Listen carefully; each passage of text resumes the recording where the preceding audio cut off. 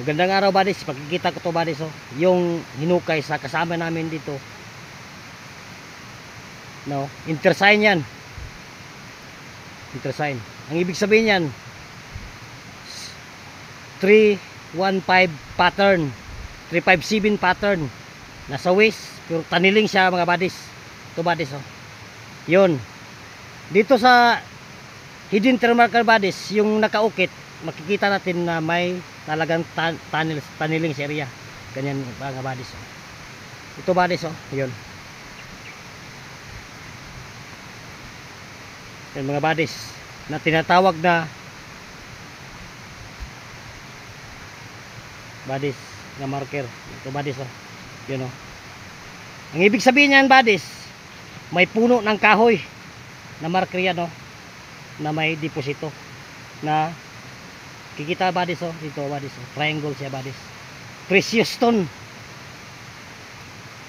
So ito buddies, nakuha na to sa big site mismo na may target na item underneath, pailalim. Ito buddies oh, parang asterisk siya mga buddies oh. Taniling marker na may precious stone. Ito buddies oh. Tingnan yung hugis mga buddies oh. Yan oh. Ibig sabihin yan, makakuha ka ng kilyan mga buddies oh. Pag ganyan oh, ang formasyon oh, under. Ibig sabihin yan ng marker, under yan mga buddies oh. Ito buddies oh. Ito dito may bulldress trap sa gilid.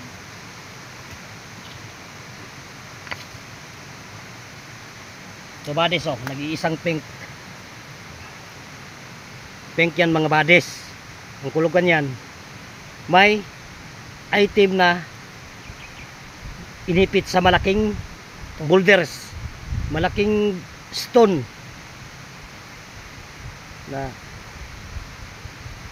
dinaganan buddies. Ganyan buddies oh, information. May item na ganyan nasa malaking ilalim, sa malaking bato. Ang kulugan ito. Ito buddies oh, yung tawag na inumi marker mga buddies.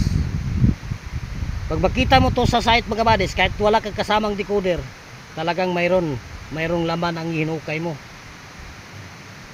Depende pa yan sa coordinate.